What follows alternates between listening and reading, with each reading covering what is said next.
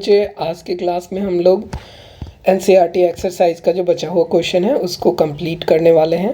तो हम लोग स्टार्ट करते हैं क्वेश्चन नंबर 1.14 जो कि सॉल्यूशन चैप्टर का है। ये एक्सरसाइज आपको न्यू वाले बुक में ये 1.14 है और पहले वाले बुक में आपको 2.14 है। ये एक्सरसाइज 2 सॉल्यूशन पुराने वाले बुक के लिए और न्यू बुक के लिए ये 1.14 है।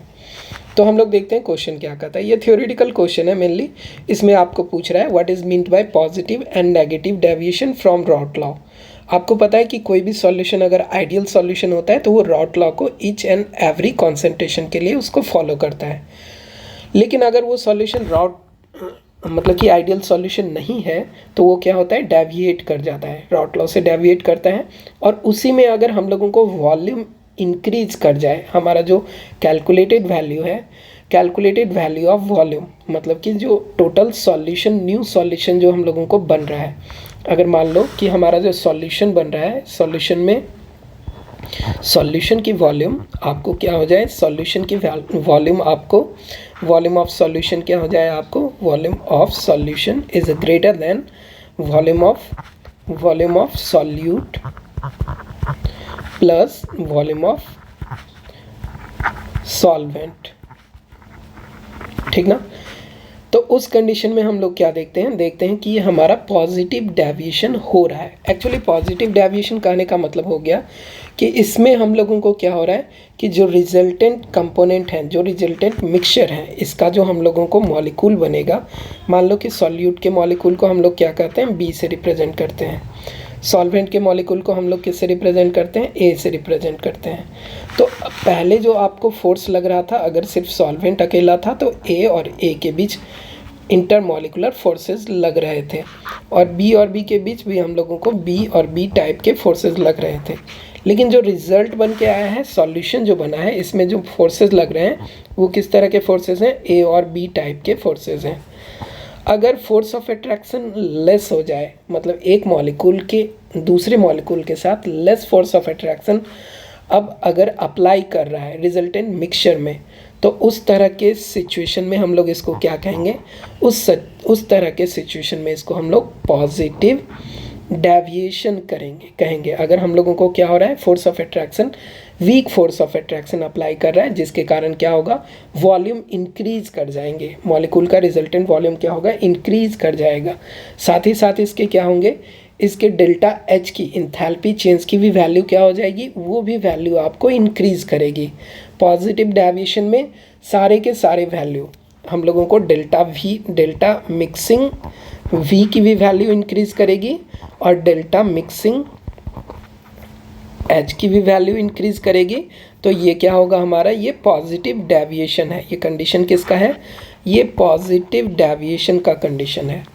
और अगर वॉल्यूम क्या हो जाए, हम लोगों को डिक्रीज कर जाए, या कहो कि फोर्स ऑफ अट्रैक्शन उसके बीच क्या हो जाए, अब स्ट्रॉन्ग हो जाए, सॉल्यूशन का जो molecular intermolecular force of attraction है वो स्ट्रॉन्ग हो जाए with respect to solute and solvent, तो उस कंडीशन में क्या होगा, नेगेटिव डेविएशन होगा और उसमें डेल्टा एच की वैल्यू क्या हो जाएगी, नेगेटिव हो जाएगी। तो उसी को ये थ्योरी में आपको एक्सप्लेन किया गया है और इसके काउज भी आपको यहाँ पे प्रेजेंट हैं, ठीक है।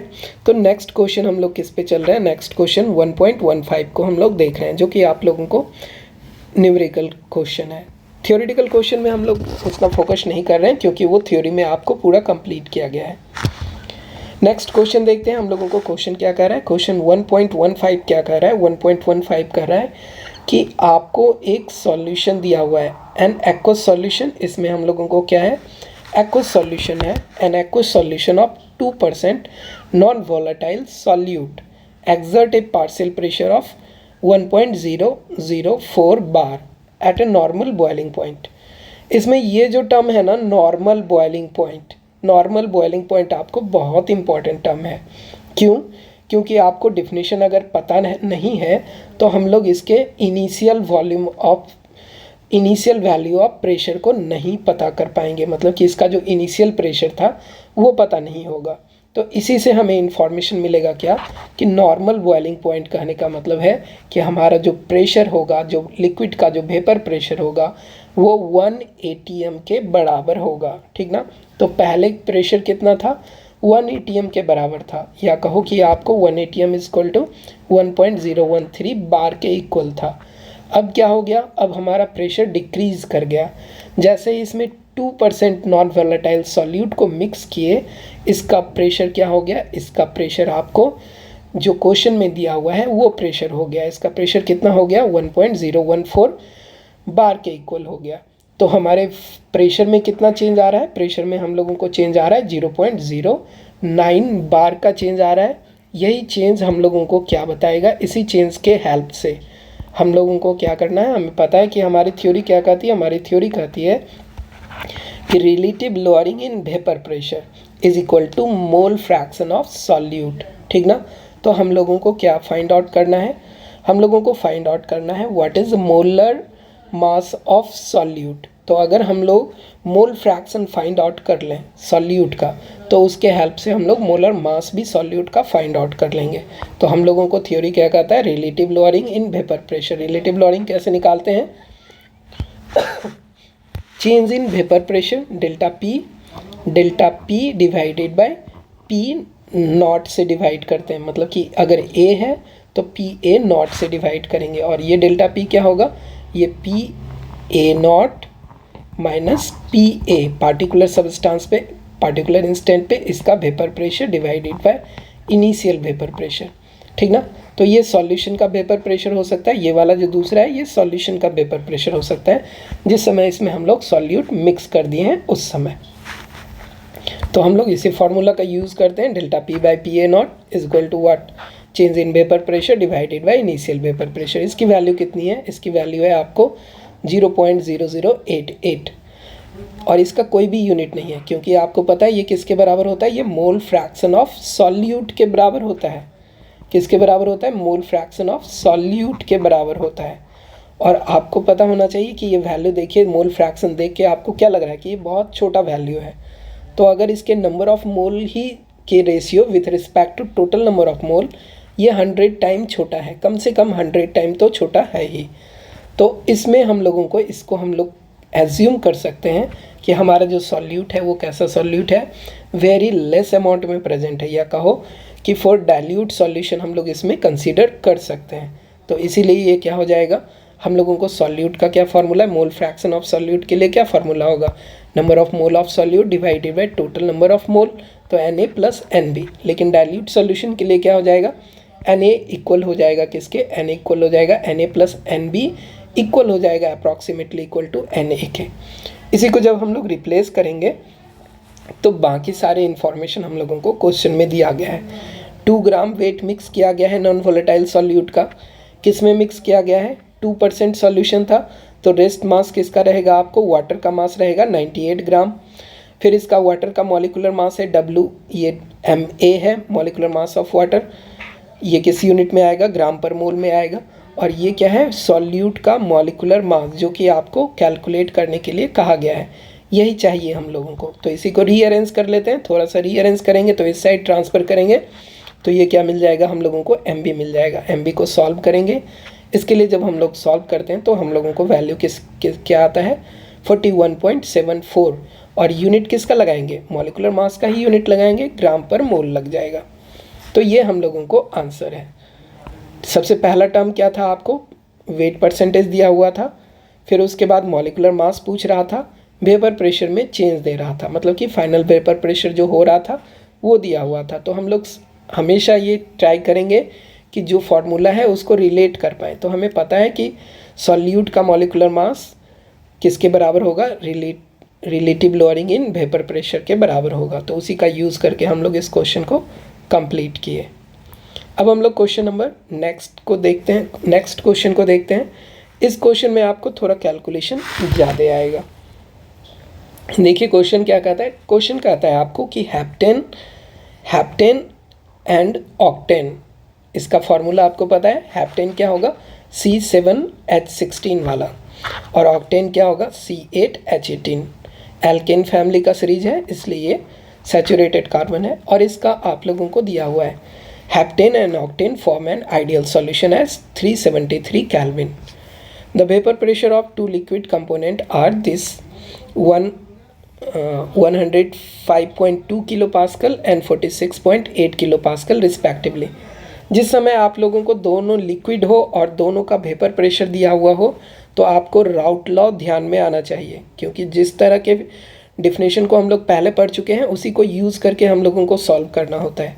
तो आप देखो कि इसमें वेपर प्रेशर दिया हुआ है, किसका वेपर प्रेशर दिया हुआ है आप लोगों को, प्योर वेपर प्रेशर दिया हुआ है हेप्टेन का, और प्योर वेपर प्रेशर आपको ऑक्टेन का दिया हुआ है। फिर इसके बाद आपको क्या कह रहा है, वेट ऑफ हेप्टेन और ऑक्टेन भी दिया हुआ है। तो अगर वेट दिया हुआ है, मॉलिक्यूलर मास आपको पता है, तो नंबर ऑफ मोल भी फाइंड आउट कर सकते हैं। तो उसी चीज़ को हम लोग फाइंड आउट कर रहे हैं।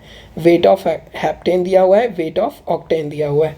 इसी के हेल्प से हम लोग क्या फाइंड आउट किए, number of mole of heptane find out किए, उसके बाद number of mole of octane find out किए। इसके लिए क्या फार्मूला होगा, given weight in a gram divided by molecular weight. Given weight आपको क्वेश्चन में दिया हुआ है, मॉलिक्यूलर वेट आपने कैलकुलेट किया है इसके मॉलिक्यूलर फार्मूला के हेल्प से।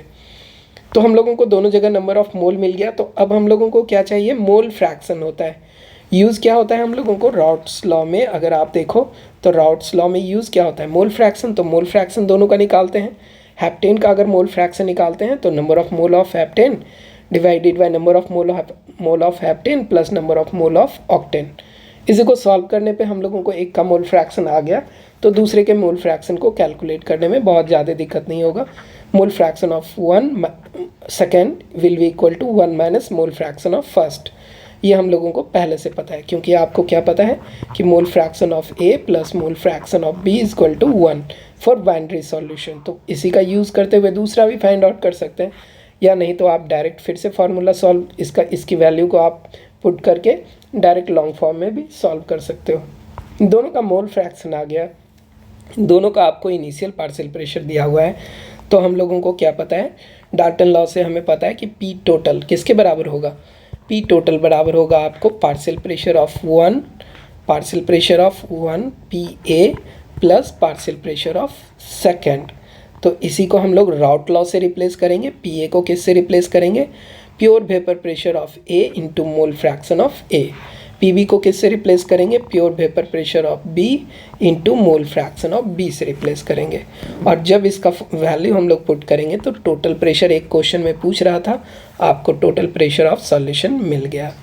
ठीक है, इसी में अगर आपको वेपर प्रेशर इसमें आपको mole fraction in vapour phase पूछता तो आप इसको भी निकाल सकते थे। उसके लिए आपको क्या होगा, उसके लिए आपको फार्मूला क्या है, अगर वेपर फेज में चाहिए, अगर किसी वेपर फेज में इसका मोल फ्रैक्शन चाहिए तो आपको क्या फार्मूला पता है, आपको फार्मूला पता है कि mole fraction of A in vapour phase will be equal to what, P A divided by P total, या कहो कि P A not X A divided by P total. इसकी वैल्यू कितनी आ रही है, इसकी वैल्यू आ रही है 48, इसकी वैल्यू आ रही है 48.392 आ रही है, डिवाइडेड बाय पी टोटल कितना आ रहा है 73.664 आ रहा है। जब आप इसको सॉल्व करोगे तो एक का मोल फ्रैक्शन आएगा, दूसरे के मोल फ्रैक्शन को आप क्या कर पाओगे, दूसरे के मोल फ्रैक्शन को 1 माइनस फर्स्ट वन की वैल्यू को आप सॉल्व कर पाओगे। तो अगर इसमें हम लोग चेक करें तो इसकी वैल्यू कितनी हो जाएगी, अगर कैलकुलेटर भी यूज़ कर लें हम लोग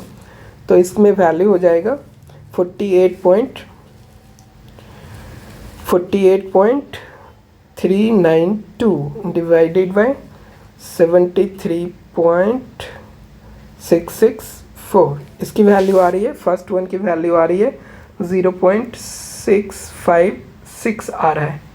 तो इसको हम लोग 0.66 यूज़ कर सकते हैं, 0.66 अप्रॉक्स यूज़ कर सकते हैं। तो एक का मोल फ्रैक्शन हो गया, दूसरे का मोल फ्रैक्शन क्या हो जाएगा, वाई बी हो जाएगा आपको कितना 1 माइनस दिस वैल्यू, तो 1 माइनस दिस वैल्यू क्या हो जाएगा 0.34 हो जाएगा। तो इस तरह से आप दोनों के मोल फ्रैक्शन को कैलकुलेट कर पाओगे वेपर फेज में। ये ऐसे क्वेश्चन में पूछा नहीं है, लेकिन आपको अगर पूछा जाए तो निकाल सकते हो।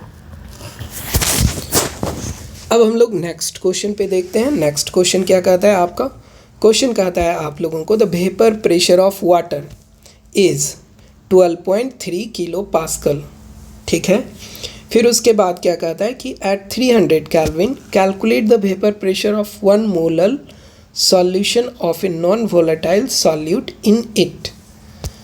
क्या कह रहा है कि इनिशियल वेपर प्रेशर आपको दे दिया है, फिर आपको क्या कह रहा है कि इसमें अगर 1 मोलल सॉल्यूशन है, अगर सॉल्यूशन की कॉन्सेंट्रेशन क्या है, 1 मोलल सॉल्यूशन है, किस तरह का सॉल्यूशन है, 1 molal solution of non volatile solute in it.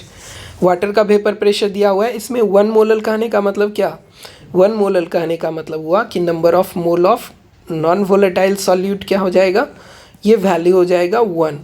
और चूंकि आपको वेट ऑफ सॉल्यूशन सॉल्वेंट दिया हुआ है, 1 मोलल कहने का मतलब क्या होता है, मोलल का मतलब होता है किसी भी सॉल्यूशन की मोलैलिटी कैसे निकालते हैं, number of mole of solute, number of mole of solute divided bye mass of solvent, mass of solvent, solvent यहाँ क्या है, वाटर है, तो वाटर का मास इन केजी 1 हो जाएगा और नंबर ऑफ मोल 1 होंगे, तभी तो मोलैलिटी 1 होने वाली है।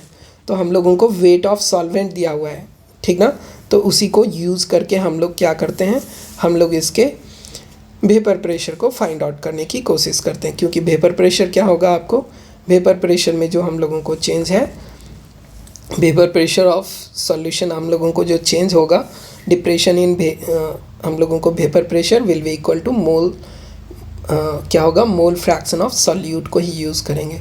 तो हम लोग देखते हैं 1 मोलल सॉल्यूशन में आप लोगों को क्या हो गया, इसकी जो नंबर ऑफ मोल्स होंगे, number of mole of solute 1 हो गया, वेट ऑफ सॉल्वेंट हम लोगों को 1 kg हो गया। अब इसी का हेल्प से हम लोग क्या कर सकते हैं, number of mole of water भी फाइंड आउट कर सकते हैं। तो वाटर का नंबर ऑफ मोल क्या हो जाएगा, 55.55 मोल हो जाएगा। कैसे, क्योंकि वेट ऑफ सॉल्वेंट आपको 1 kg मीन्स 1000 ग्राम, और मॉलिकुलर वेट ऑफ वाटर क्या होता है आपको 18 ग्राम पर मोल, और जब आप इसको सॉल्व करोगे इसकी वैल्यू क्या आती है, 5.55 आती है। इसी का हम लोग यूज़ किए हुए हैं। तो अब हम लोग मोल फ्रैक्शन पहले सॉल्यूट का निकालते हैं, तो सॉल्यूट का ही हम लोग पहले यूज़ कर लेते हैं। मोल फ्रैक्शन क्या होगा, 1 डिवाइडेड बाय 1 प्लस 55.5। तो इसकी वैल्यू कितनी आ रही है, इसकी वैल्यू आ रही है 0.0177, अप्रॉक्स में ये वैल्यू क्या था आपको 0.1768 था, जिसको हम लोग अप्रॉक्स ये लिख सकते हैं। तो उसी के बाद हम लोग relative lowering in vapour pressure को किसके इक्वल करेंगे, इसके बाद हम लोग इक्वल करेंगे सॉल्यूट के वेपर प्रेशर के बराबर, सॉल्यूट के मोल फ्रैक्शन के इक्वल कर लेंगे। हम लोगों को ये वैल्यू दिया हुआ था, ये वैल्यू हम लोगों को दिया हुआ था, ये वैल्यू फाइंड आउट करना था। तो आप देखो कि वैल्यू हम लोगों को जो दिया हुआ है उसको पुट किए, जो वैल्यू फाइंड आउट करना है उसको हम लोग सिंपल एज लाइक यूज़ कर लिए वेरिएबल।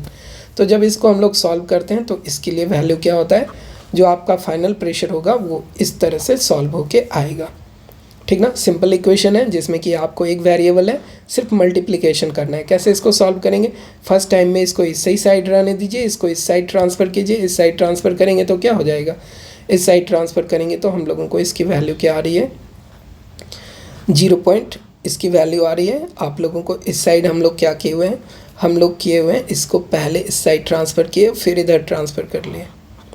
इसको अगर हम लोग रीअरेंज करो तो ये वैल्यू यहीं पे रहने दीजिए, ठीक है। अब इसको क्या कर सकते हो आप, इसको उस साइड ट्रांसफ़र करने से पहले इससे इधर मल्टीप्लाई कर लिए। जब इससे मल्टीप्लाई हो गया तो ये वैल्यू हो गया मल्टीप्लाई, और ये वाटर उधर ट्रांसफ़र हुआ, और वाटर के साइड जो प्लस था उसी को हम लोग इधर ट्रांसफ़र कर दिए। तो इसको सॉल्व करने के बाद आपको क्या होगा, ये वैल्यू हम लोगों को जब सॉल्व होके आएगा, इसकी वैल्यू कितनी आ रही है, 12.0825 किलो पास्कल में आ रहा है। क्वेश्चन बहुत इजी था। नेक्स्ट क्वेश्चन आप लोगों को थोड़ा कैलकुलेशन बेस्ड क्वेश्चन होगा। देखिए क्या कहता है, कैलकुलेशन कहता है कि calculate the mass of non volatile solute. Molar mass इसमें दिया हुआ है, मोलर मास आपको पहले से दिया हुआ है, क्या दिया हुआ है, 40 ग्राम पर मोल दिया हुआ है, which should be dissolve in 114 gram of octane to reduce its pressure to 80%। हम लोगों को क्या कर रहा है कि calculate the mass of non volatile solute, जिसका मॉलिकुलर मास आपको पहले से दिया हुआ है, which should be dissolve in 114 gram of octane. Octane का आपको वेट दिया हुआ है ग्राम में। अगर ऑक्टेन के number of mole find out करना है तो ऑक्टेन का मॉलिकुलर फार्मूला, इसका फार्मूला क्या होता है, ऑक्टेन का अगर आप फार्मूला देखो तो ऑक्टेन क्या होगा, C8H क्या हो जाएगा, H18 हो जाएगा। जब इसके मॉलिकुलर मास को आप कैलकुलेट करोगे तो वो वैल्यू भी क्या हो रहा है, 114 ही आ रहा है, ठीक ना। तो उसी का यूज़ करके हम लोग क्या करेंगे, देखिए इन्फॉर्मेशन जो भी दिया हुआ है क्वेश्चन में उसको हम लोग पहले नोट डाउन कर लें। मॉलिकुलर मास क्या है 40 ग्राम पर मोल। वेट ऑफ ऑक्टेन क्या है 114 ग्राम है। मॉलिकुलर मास ऑफ ऑक्टेन अगर हम लोग कैलकुलेट कर रहे हैं तो ये भी आ रहा है 114 ग्राम पर मोल ही आ रहा है। तो अब हम लोगों को क्या करना है कि reduce in vapour pressure to 80%। मतलब कि अगर हम लोगों को 100 ग्राम का प्रेशर 100 ATM का प्रेशर था तो वो रिड्यूस होके कहाँ पे आ गया है 80 के इक्वल आ गया है। या अगर P पहले से आप एज्यूम कर रहे हो कि इनिशियल प्रेशर P है तो जब रिड्यूस होगा तो क्या होगा 0.8 P के बराबर हो जाएगा, क्योंकि इस दोनों में डिफरेंस चेक करोगे तो हम लोगों को क्या डिफरेंस होगा, इसमें हम लोगों को डिफरेंस सेम होगा। PA का 80% है 0.8 इंटू PA0। ठीक है, तो हम लोगों को चेंज की वैल्यू कितनी आ गई, चेंज वैल्यू आ गई हम लोगों को जो चेंज इन प्रेशर है। चेंज इन प्रेशर कैसे निकालते हैं, फाइनल माइनस इनिशियल करते हैं, लेकिन हम लोगों को पता है कि ये डिक्रीजमेंट इन वेपर प्रेशर हो रहा है तो हम लोग large value minus initial value कर लिए। तो PA0 माइनस 0.8 इंटू PA0 ये वैल्यू हम लोगों को चेंज हुआ। और जब relative lowering in vapour pressure करेंगे या relative change in vapour pressure करेंगे, इसको हम लोग रिलेटिव लोअरिंग भी कह सकते हैं या relative change in vapour pressure कह सकते हैं। जब इसको relative lowering in vapour pressure use करेंगे तो delta P divided by PA0 किसके बराबर होगा 0.2 into PA0 divided by PA0 जो इनिशियल वेपर प्रेशर था। इसमें हम लोगों को ये कॉमन टर्म कट गया, बचा क्या 0.2 बचा। आपका वेपर प्रेशर क्या बचा है, relative lowering in vapour pressure क्या बच रहा है 0.2। और आपको ये दो इससे पहले भी हम लोग यूज़ कर चुके हैं, ये किसके बराबर होगा, ये बराबर होगा मोल फ्रैक्शन ऑफ सॉल्यूट के बराबर होगा। और जैसे ही मोल फ्रैक्शन ऑफ सॉल्यूट आपको मिल गया तो आप इसके मॉलिकुलर मास को कैलकुलेट वेट ऑफ सॉल्यूट को कैलकुलेट कर सकते हो, क्योंकि मॉलिकुलर मास दिया हुआ है तो इसके अगर नंबर ऑफ मोल मिल जाएंगे तो इसका क्या हो जाएगा वेट भी मिल जाएगा। उसी को हम लोग यूज़ करने वाले हैं, तो उसी को यूज़ कर रहे हैं तो हम लोगों को क्या हो गया relative lowering in vapour pressure is equal to mole fraction of solute. इसी का वैल्यू हम लोग रखें, इसकी वैल्यू है 0.2 और इसके लिए हम लोग फार्मूला पुट किए। इस बार देखिए हम लोग क्या कर सकते हैं, डाइल्यूट सॉल्यूशन यूज़ नहीं कर सकते हैं। क्यों, क्योंकि number of mole of solute divided by total number of mole of solution is equal to 0.2। कहने का मतलब कि अगर टोटल आपके पास 100 रुपीज़ था तो सॉल्यूट का कितना वैल्यू रहेगा, सॉल्यूट की वैल्यू आपको 20 रुपीज़ की है, तो 100 में हम लोग 20 को नेग्लिजिबल नहीं कर सकते, इसलिए इसमें हम लोगों को डाइल्यूट सॉल्यूशन वाला जो इक्वेशन था उसको यूज़ नहीं कर पाएंगे और इसमें हम लोग इसको फुल सॉल्व करेंगे। तो मान लीजिए कि x इसका वेट होगा, तो weight divided by molecular mass is equal to what, number of mole of solute. तो जैसे यहाँ पे number of mole of solute निकला, डिवाइड करेंगे फिर से number of mole of solute से, और इसमें क्या है कि weight of solvent divided by weight of molecular mass of solvent. तो n की वैल्यू क्या हो रही है, यहाँ पे number of mole of solvent 1 आ रहा है। इसी के लिए हम लोग सॉल्व करेंगे थोड़ा सा, और इसको इक्वेशन को इस साइड से इक्वल किए तो हम लोगों को क्या हो गया 0.4 इंटू नीचे वाला टर्म्स था ये वाला, इससे मल्टीप्लाई हुआ, फिर 1 से मल्टीप्लाई हुआ तो ये हो गया, ये किसके इक्वल हो गया x/40 के इक्वल हो गया। जो कॉमन है उसको एक साइड ट्रांसफ़र कीजिए, x वाले टर्म को एक साइड ट्रांसफ़र किए तो क्या हो गया, इसमें 1 कॉमन है और इसमें 0.2 कॉमन है। तो इसको सॉल्व करने के बाद ये वैल्यू आ रहा है, और x के लिए आप इसको सॉल्व करो तो ये वैल्यू क्या आएगा, x के लिए इसी को हम लोग सॉल्व कर रहे हैं तो ये वैल्यू क्या आ रहा है, किसके बराबर है, ये 0.2 के इक्वल है। तो बाकी के सारे टर्म को हम लोग इस साइड ट्रांसफ़र किए, तो 0.2 इंटू 40, नीचे वाला टर्म ऊपर चला गया, ऊपर वाला टर्म नीचे आ गया। इसको सॉल्व करने के बाद आपको क्या हो रहा है, x की वैल्यू 10 सॉल्व हो रही है। 0.2 को हम लोग 0.2 इंटू 40 डिवाइडेड बाई 0.8, तो कॉमन जो पॉइंट वाला टर्म था पॉइंट को कैंसिल कर दिए, बच गया क्या, ये 2 बच गया, ये 8 बच गया, तो ये 4 टाइम और ये क्या हो गया, ये 10 टाइम। तो इसी को सॉल्व करने के बाद x आ गया।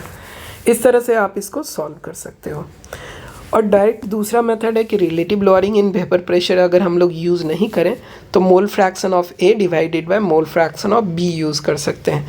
इसमें आप डायरेक्ट ये वाला फार्मूला यूज़ कर पाओगे। क्यों? क्योंकि आपको पता है कि mole fraction of A divided by mole fraction of B किसके इक्विवेलेंट होगा, number of mole of B divided by number of mole of A के इक्वल होगा।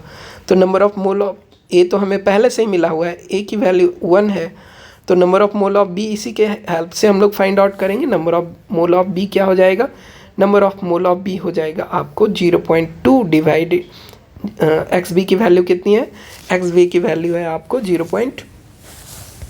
0.2 है और एक्स ए की वैल्यू कितनी है 0.8 है।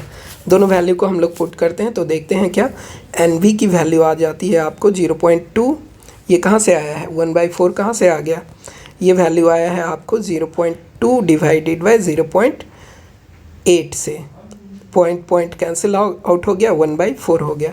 तो नंबर ऑफ मोल 1 था और उसमें 4 से डिवाइड करेंगे तो number of mole of B क्या हो जाएगा 0.25 मोल हो जाएंगे, ठीक ना। और इसी में अब हम लोगों को नंबर ऑफ मोल का क्या फार्मूला होता है, wait divided bye molecular mass. तो वेट अगर निकालना हो तो क्या करना पड़ेगा आपको, number of mole of B में मल्टीप्लाई करना पड़ेगा मॉलिक्यूलर मास ऑफ बी से। इसी को हम लोग यूज़ कर रहे हैं। तो weight of B is equal to what, number of mole of B into molecular mass of B. ये वैल्यू हमने कैलकुलेट किया है मोल में और ये हमें पहले से ग्राम पर मोल में दिया हुआ था। इसको सॉल्व करने पे हमें यही आंसर मिल रहा है 10। तो दोनों में से किसी मेथड को आप यूज़ कर सकते हो, ठीक है। नेक्स्ट क्वेश्चन है हम लोगों को, नेक्स्ट क्वेश्चन क्या कह रहा है, नेक्स्ट क्वेश्चन कह रहा है कि ए solution containing 30 gram of non volatile solute exactly in 90 gram of water has vapour pressure. इसमें भी आपको वेपर प्रेशर दिया हुआ है 2.8 किलो पास्कल, ठीक है, एट 298 केल्विन। सेम टेम्परेचर है आपको, फिर से क्या कर रहा है, further 18 gram of water is then added to the solution. जो पहले का सॉल्यूशन था उसमें 18 ग्राम ऑफ वाटर ऐड किया गया।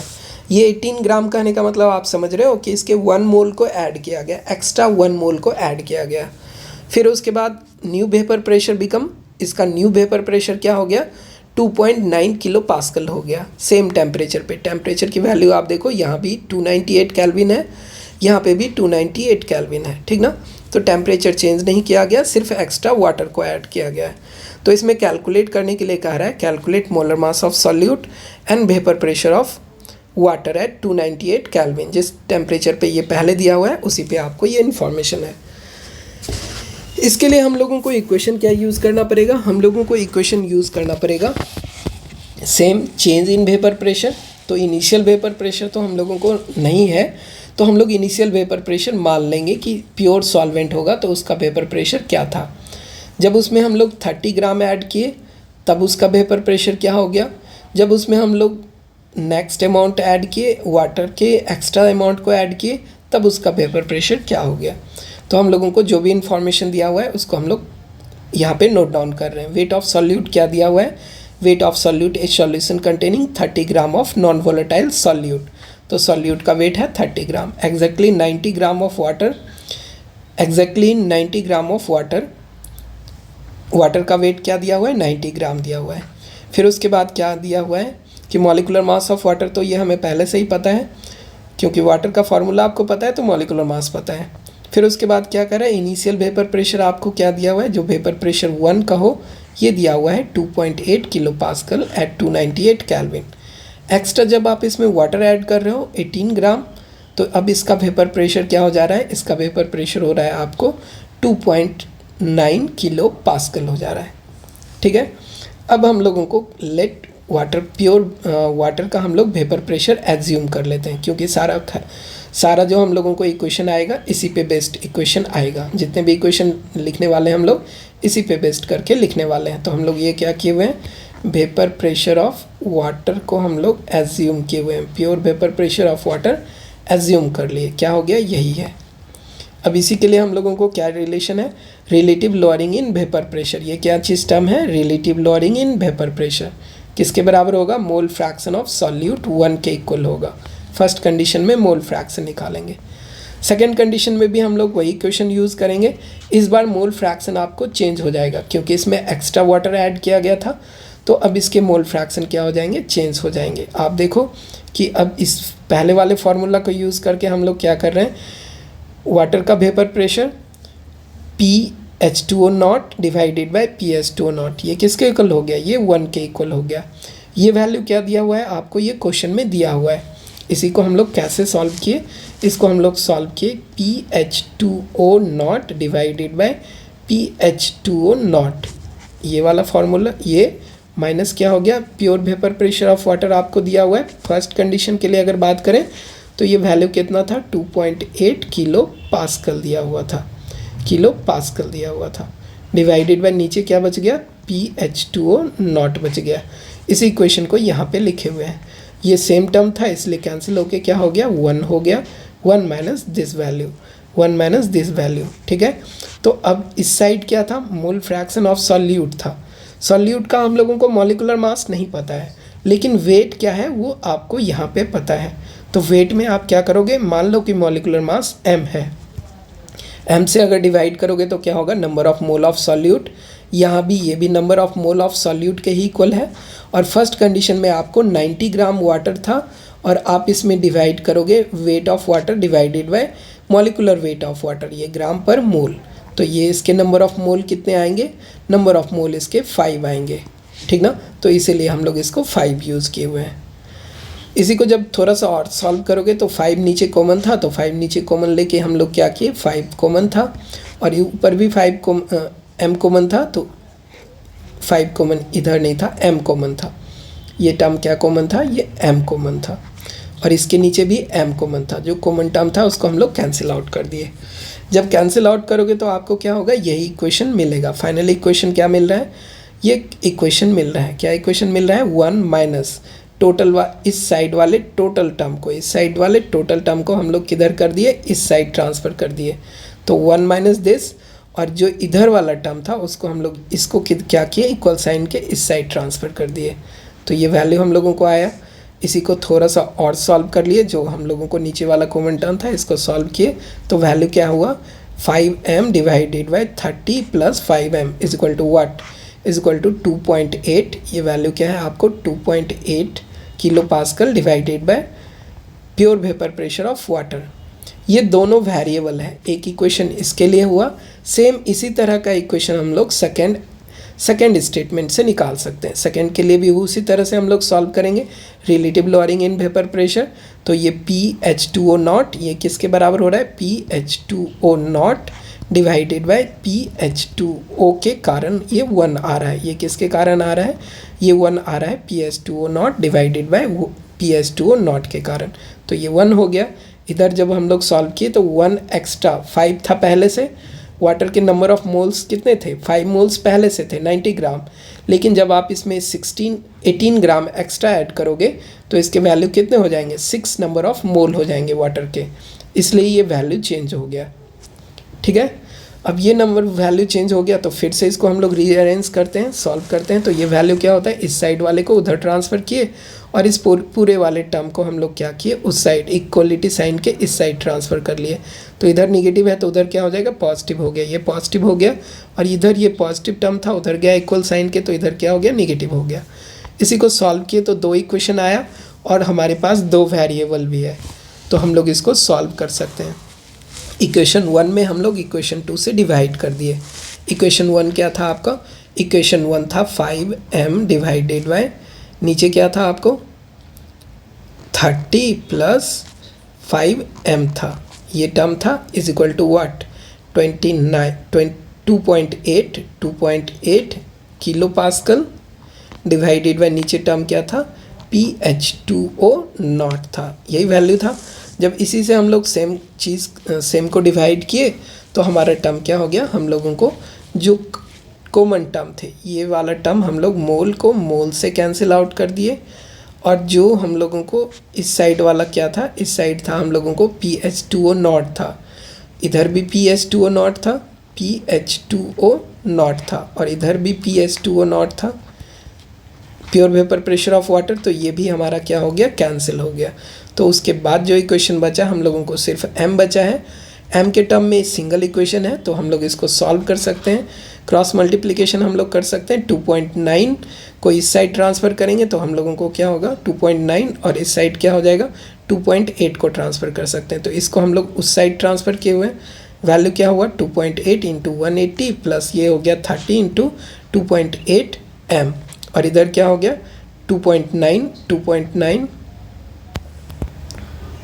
इधर क्या हो गया 2.9 इंटू 150 और ये 30 इंटू 2.9। जब इसके लिए सॉल्व करोगे तो m की वैल्यू क्या आ रही है, m की वैल्यू आ रही है 23 ग्राम पर मोल।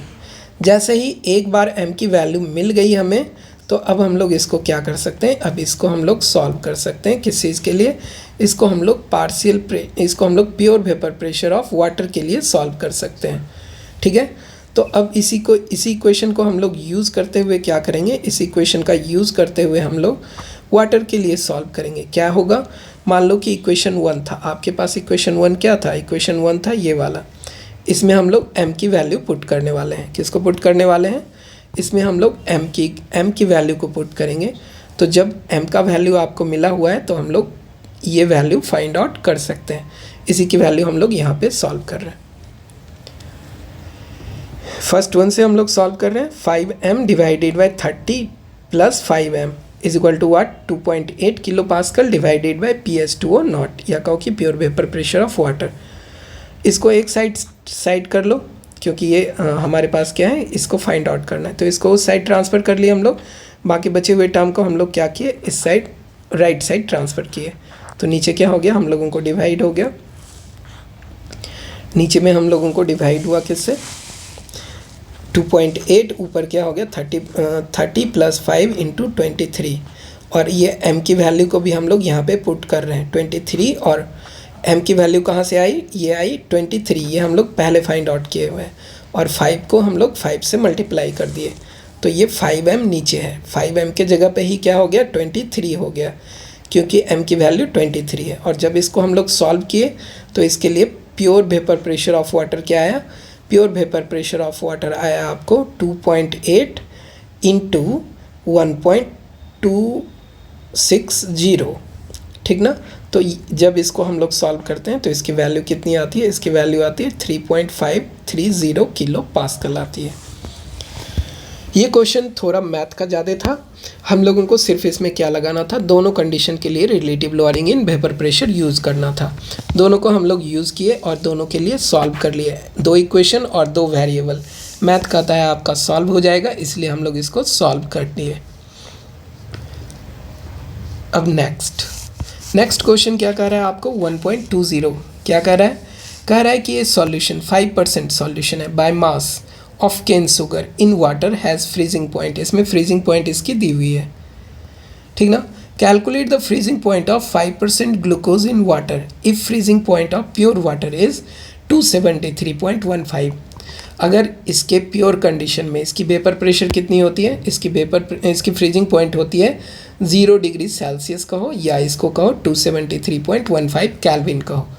तो ये वैल्यू आपको प्योर वेपर प्रेशर, ये हम लोगों को क्या दिया हुआ है, ये दिया हुआ है हम लोगों को फ्रीजिंग पॉइंट दिया हुआ है, TF दिया हुआ है। फ्रीजिंग पॉइंट कहने का मतलब डेल्टा, इसमें हम लोगों को TF नॉट दिया हुआ है। इनिशियल कंडीशन में फ्रीजिंग पॉइंट हम लोगों को 273.15 केल्विन दिया हुआ है।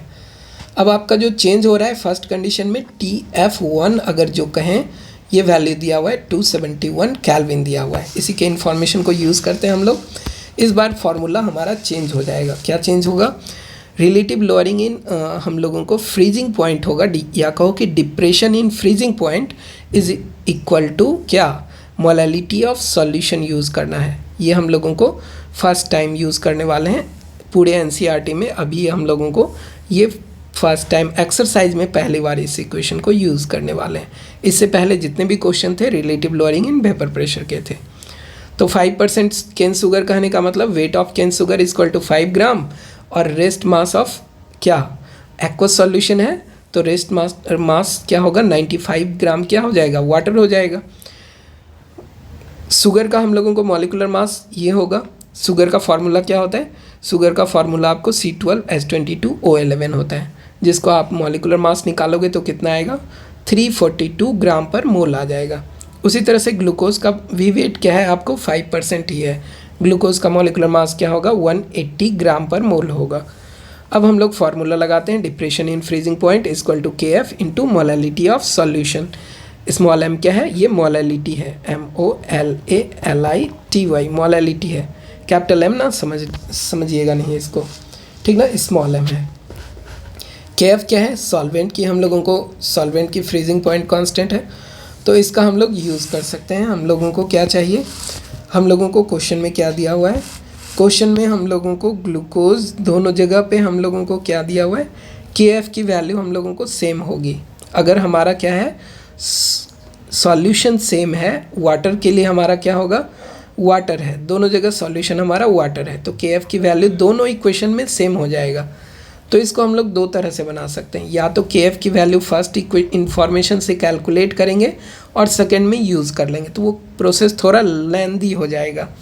लेकिन अगर हम लोग दोनों जगह पे इस इक्वेशन को यूज़ कर लें, relative lowering in vapour pressure को यूज़ कर लें, ये क्या हो रहा है डिप्रेशन इन फ्रीजिंग पॉइंट को यूज़ कर लें, तो ये वैल्यू हम लोगों को फर्स्ट डिप्रेशन तो दिया हुआ ही है, डिप्रेशन इन फ्रीजिंग पॉइंट, के एफ की वैल्यू वही होगी, मोलैलिटी ऑफ केन शुगर सिर्फ यूज़ करना है। सेकेंड वाले में क्या होगा, आपको फ्रीजिंग पॉइंट नहीं दिया हुआ है, तो आपको क्या करना है, मोलैलिटी ऑफ ग्लूकोज, ये भी हम लोगों को दिया हुआ है, 5 ग्राम वेट है और इसका मॉलिक्यूलर मास भी हमें पता ही है। तो हम लोग क्या यूज़ कर सकते हैं, इसी इक्वेशन में इक्वेशन 1 को अगर इक्वेशन 2 से डिवाइड कर दें, तो जो के एफ की वैल्यू आपको कैलकुलेट करने की ज़रूरत थी वो कैंसिल आउट हो जाएगी। बाकी सारे इन्फॉर्मेशन हम लोगों को दिया हुआ है, बाकी सारे इन्फॉर्मेशन के हेल्प से ही हम लोग क्या किए, इक्वेशन 1 को अगर इक्वेशन 2 से डिवाइड कर दें तो हम लोगों को क्या होगा, वाटर का मॉलिक्यूलर मास देखो यहाँ पे भी 95 ग्राम ही है, वाटर का आप लोगों को जो वेट दिया हुआ है यहाँ पे भी आपको 95 ग्राम ही दिया हुआ है।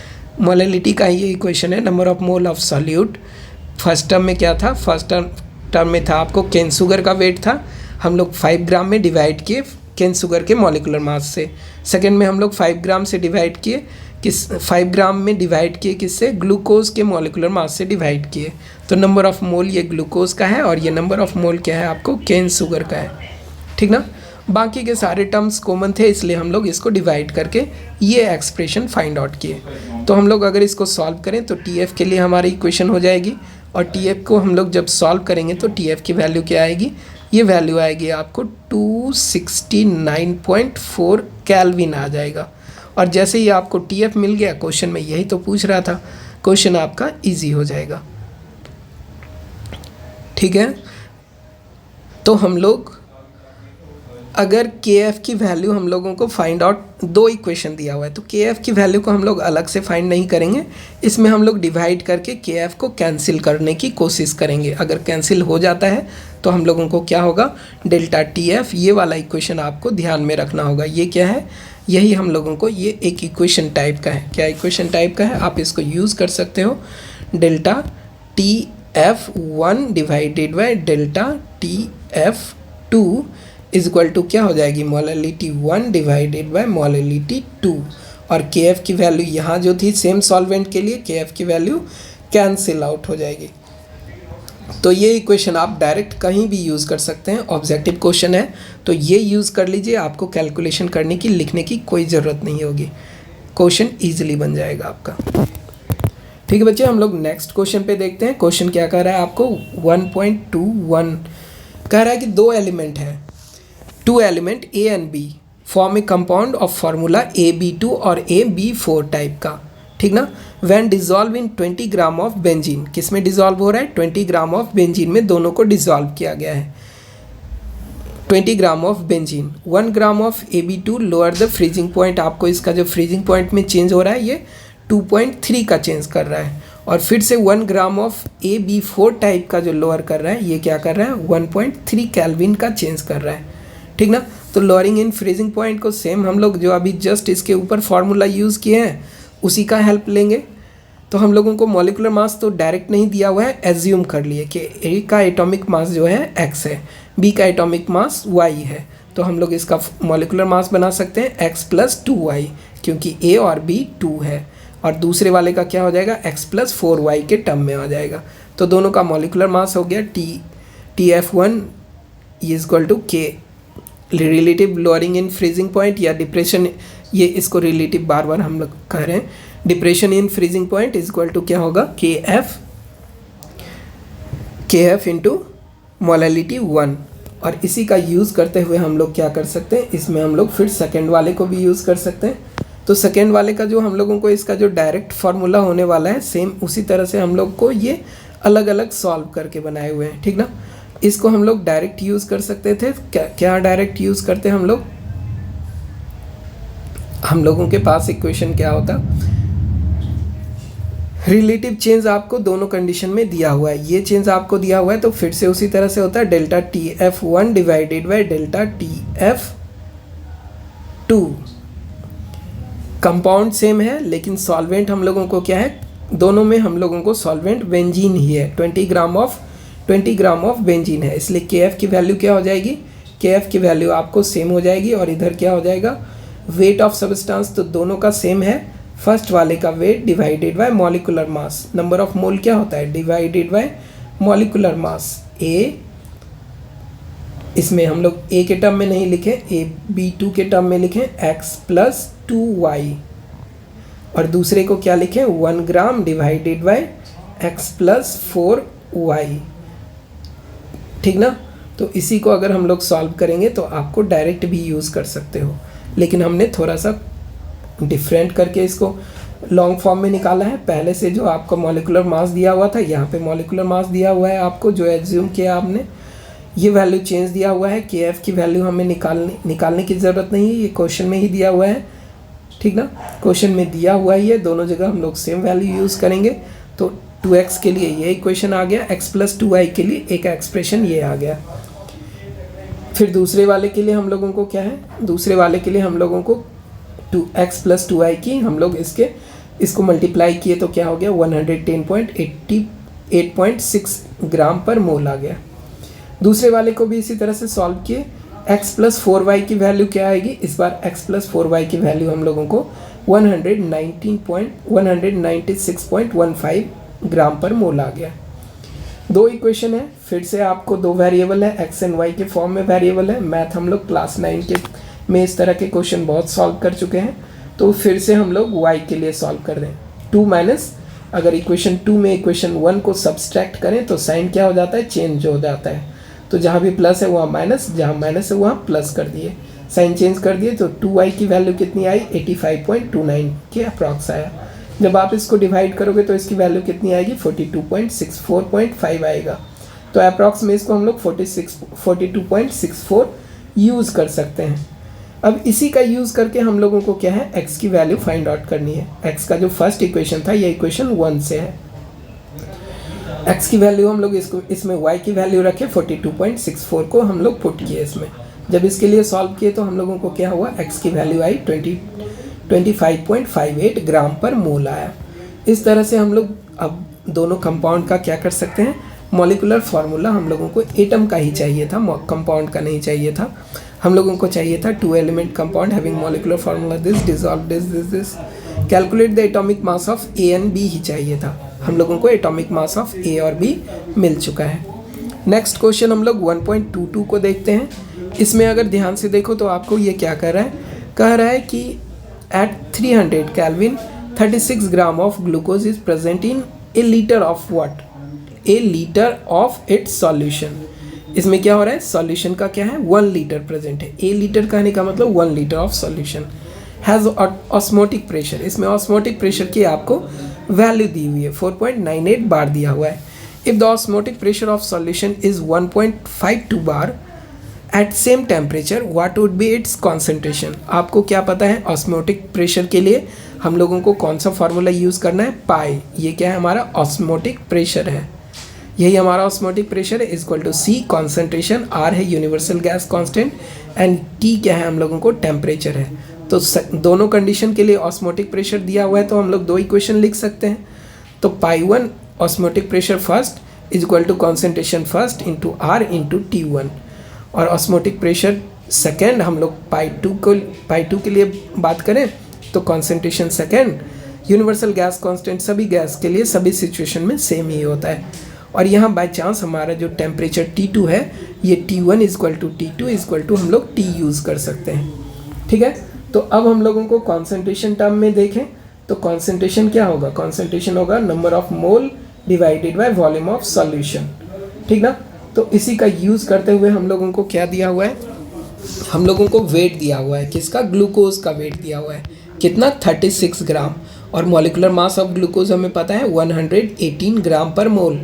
ग्लूकोज का फार्मूला C6H12O6, जब आप सॉल्व करोगे 180 आएगा। तो हम लोग C1 निकाल लिए। C2 का हमें इंफॉर्मेशन नहीं दिया हुआ है, C2 हम लोगों को सेकेंड कॉन्सेंट्रेशन चाहिए, तो सेम फार्मूला हम लोग यूज़ कर लिए। क्या यूज़ कर लिए, π1, या कहो कि हम लोगों को π1 divided by osmotic pressure 2 equal to क्या हो जाएगा, कॉन्सेंट्रेशन 1 RT। तो RT कॉमन था इक्वल टू C2 RT, तो RT कैंसिल हो गया, ये हो गया कॉन्सेंट्रेशन 1 बाय कॉन्सेंट्रेशन 2, या कहो कि पार्शियल प्रेशर, ये osmotic pressure 1 divided by osmotic pressure 2 equal to concentration 1 divided by concentration 2। ये आपको कंडीशन यूज़ कर सकते हो अगर आपको सेम टेम्परेचर पे ये कंडीशन दिया हुआ है, कॉन्सेंट्रेशन के डायरेक्टली प्रोपोर्शनल हो जाएगा। अगर टेम्परेचर क्या है, सॉल्यूशन का टेम्परेचर सेम है, तो इसके लिए आप ये यूज़ कर सकते हो। उसी को हमने यूज़ किया है और सी के लिए सॉल्व किया है, और सी के लिए सॉल्व करते ही हमारा कॉन्सेंट्रेशन क्या आ गया, 0.061 मोल पर लीटर के इक्वल आ गया। ठीक है, तो इस तरह से हमने देखा कि जितने भी क्वेश्चन थे हमने लगभग सारे के सारे अभी तक में 1.12 तक कंप्लीट कर चुके हैं। एक क्वेश्चन हम लोग और देखते हैं, उसके बाद हम लोग नेक्स्ट वीडियो में देखेंगे। ये आपको थ्योरी टाइप की क्वेश्चन है। क्या कर रहा है, suggest the most important type of intermolecular attraction in the following pair. आपको क्या दिया हुआ है, नॉर्मल हेक्सेन दिया हुआ है। नॉर्मल हेक्सेन क्या होता है, आपको नॉन पोलर कंपाउंड होता है। ये नॉर्मल ऑक्टेन, ये भी क्या दिया हुआ है, नॉन पोलर कंपाउंड। नॉर्मल कहने का मतलब, स्टेटमेंट हेक्सेन कहने का मतलब 1 2 3 4 5 और 6, ये सभी जगह आपको हाइड्रोजन ऐड कर देना है। ये क्या हो गया, नॉर्मल हेक्सेन हो गया, नॉन पोलर टाइप का ये कंपाउंड है। दूसरा भी आपको नॉन पोलर नॉर्मल ऑक्टेन दिया हुआ है। ये किस नेचर का है, दोनों अगर नॉन पोलर कंपाउंड है तो उसके बीच किस तरह का फोर्स लगेगा, उसके बीच आपको डिस्पर्सन फोर्स कहो या लंडन फोर्स कहो, डिस्पर्सन फोर्स लगेगा, या डिस्पर्सन फोर्स को ही हम लोग क्या कहते हैं, लंडन फोर्स भी कहते हैं। ये किसके बीच लगता है, नॉन पोलर मॉलिक्यूल के बीच लगता है। ये भी अगर आप ध्यान से देखो I2, सेम मॉलिक्यूल, होमोएटॉमिक मॉलिक्यूल, ये I2 है, और ये भी क्या है, कार्बन टेट्राक्लोराइड, ये भी आप लोगों को नॉन पोलर मॉलिक्यूल हो जाएगा। तो इसके बीच भी क्या लगने वाला है, डिस्पर्सन टाइप का फोर्स लगने वाला है, या कहो कि लंडन फोर्स लगने वाला है। अब ये जो थर्ड कंपाउंड है, ये क्या है, सोडियम क्लोरेट है। ये आयनिक कंपाउंड है। ये कैसा है, ये ब्रेक होगा आपको NaClO4, ये किस में ब्रेक होगा, Na+ में ब्रेक हो जाएगा, और ClO4- आयन में ब्रेक हो जाएगा। मतलब कि ये आयन है, परमानेंटली आयन के फॉर्म में रहता है। आयनिक कंपाउंड है तो आयन के फॉर्म में रहेगा। ये तो आयनिक हो गया। ये क्या हो गया, डाइपोल हो गया। ये क्या हो गया, कोवेलेंट कंपाउंड है। वाटर कैसा है, कोवेलेंट कंपाउंड है, और इसकी डाइपोल वैल्यू क्या होगी, > 0 होगी। तो ये आयन डाइपोल इंटरेक्शन हुआ। ठीक ना, पहले वाले में सबसे कम फोर्स लग रहा था, डाइपोल, दूसरे वाले में भी डाइपोल फोर्स लग रहा था, वो भी कम था। अब तीसरे वाले में लगा, आयन डाइपोल लगा। चौथे वाले में हम लोग देखते हैं मिथेनॉल प्लस एसीटोन। ये क्या है, परमानेंट डाइपोल है, और ये भी परमानेंट डाइपोल है। मिथेनॉल में क्या होगा, मिथेनॉल का फॉर्मूला कैसे होता है, CH3OH। डाइपोल इस साइड शिफ्ट है, आपको मोर इलेक्ट्रोनेगेटिव है इधर, डाइपोल इधर शिफ्ट है आपको। ठीक ना, डाइपोल ऑक्सीजन के साइड शिफ्ट होगा। फिर उसी के बाद आपको क्या है, एसीटोन है। एसीटोन में क्या होगा, कार्बन डबल बॉन्ड ऑक्सीजन, इधर आपको मीथेन ग्रुप, इधर मीथेन ग्रुप। इसी को हम लोग एसीटोन करते हैं। डाइमिथाइल कीटोन को ही हम लोग एसीटोन करते हैं। इसका भी डाइपोल मोमेंट क्या होगा, > 0 होगा। तो इसकी भी वैल्यू क्या होगी, ये भी डाइपोल हो गया। तो ये डिस्पर्सन फोर्स से नॉन पोलर से ये क्या हुआ, थोड़ा सा स्ट्रॉन्ग फोर्स हुआ। फिर एसीटोनाइट्रिल एंड एसीटोन, फिर से हम लोगों को सेम उसी तरह का फॉर्मूला क्या हो जाएगा, ये भी डाइपोल होगा, ये भी डाइपोल होगा। एसीटोनाइट्रिल क्या होता है, CH3 तो हो गया, ये कार्बन ट्रिपल बॉन्डेड नाइट्रोजन, ये हो गया एसीटोनाइट्रिल। और ये क्या हो गया, एसीटोन, तो जस्ट यही वाला एसीटोन है, सेम एसीटोन यहीं पे है। तो इस तरह के इसमें फोर्सेस लग रहे हैं। हम लोग आज की क्लास को यहीं पे स्टॉप करते हैं, वीडियो हम लोग नेक्स्ट वीडियो में रेस्ट ऑफ क्वेश्चन को सॉल्व करेंगे। ठीक है बच्चे, आज की क्लास को हम लोग यहाँ पे एंड कर रहे हैं।